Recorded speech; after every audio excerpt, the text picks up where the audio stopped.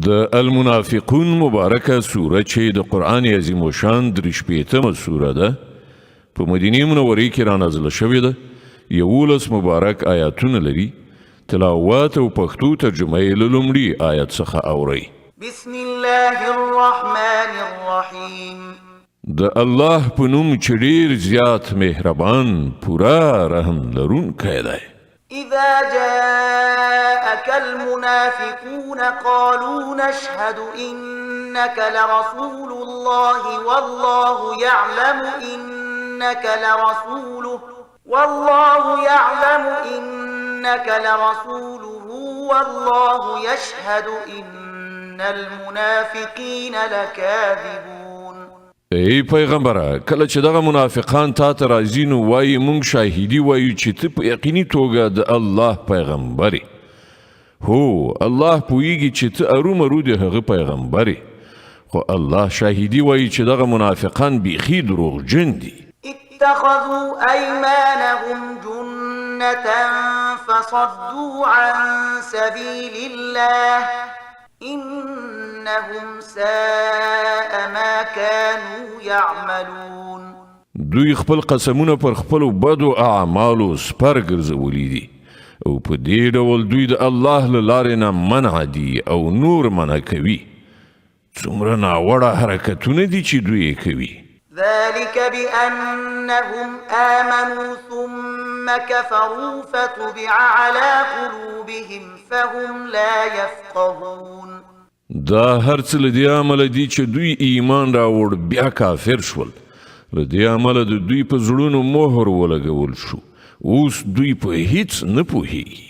وإذا رأيتهم تعجبك أجسامهم وإن يقولوا تسمع لقولهم كأنهم خشب مسندة يحسبون كل صيحة عليهم هم العدو فاحذرهم قاتلهم الله أنا يؤفكون.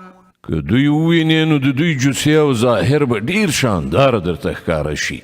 که وغږیږي نو ته به یې خبرو ته غوږ ونیسې، خو په اصل کې دوی ګواکې د لرګي کندي دي چې له دیوال سره په مرتب ډول درول شوي وي. دوی هر زورور آواز د ځان پر ضد ګڼي. دوی پاخه دښمنان دي. له دوی نه ځان ساتونکی واوسه.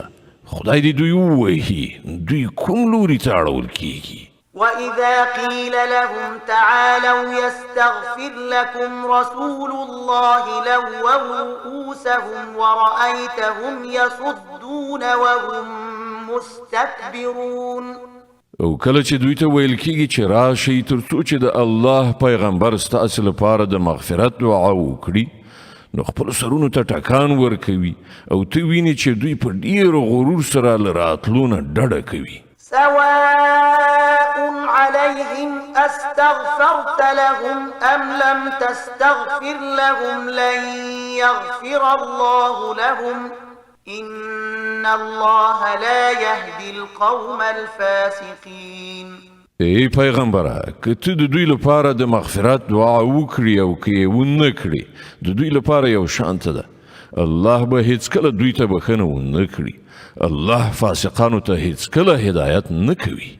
هم الذين يقولون لا تنفقوا على من عند رسول الله حتى ينفضوا ولله خزائن السماوات والأرض ولكن المنافقين لا يفقهون.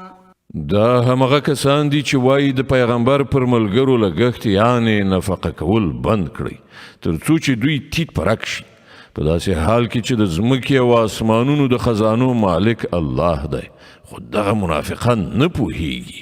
يقولون لئن رجعنا إلى المدينة ليخرجن الأعز منها الأذل ولله العزة ولرسوله وللمؤمنين ولكن المنافقين لا يعلمون.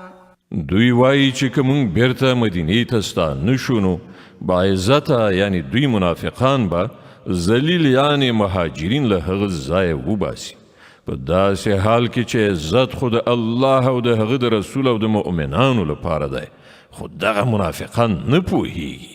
يا أيها الذين آمنوا لا تلهكم أموالكم ولا أولادكم عن ذكر الله ومن يفعل ذلك فأولئك هم الخاسرون.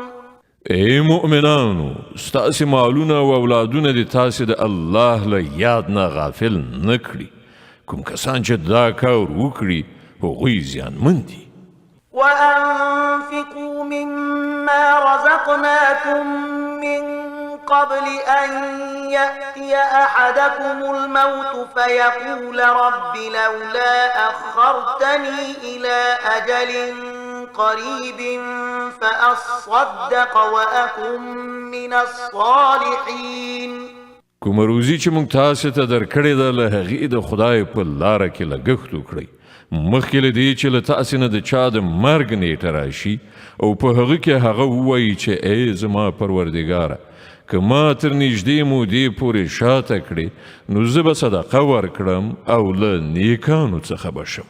ولن يؤخر الله نفسا إذا جاء أجلها والله خبير بما تعملون. په داسې حال کې چې کله د یو چا د عمل د پوره کېدو وخت را رسیږي نو الله هغه ته هیڅکله نور مهلت نه ورکوي او تاسې چې څه کوئ الله پرې ښه خبر دی. صدق الله العظيم. الله ستر رښتیا ویونکی دی.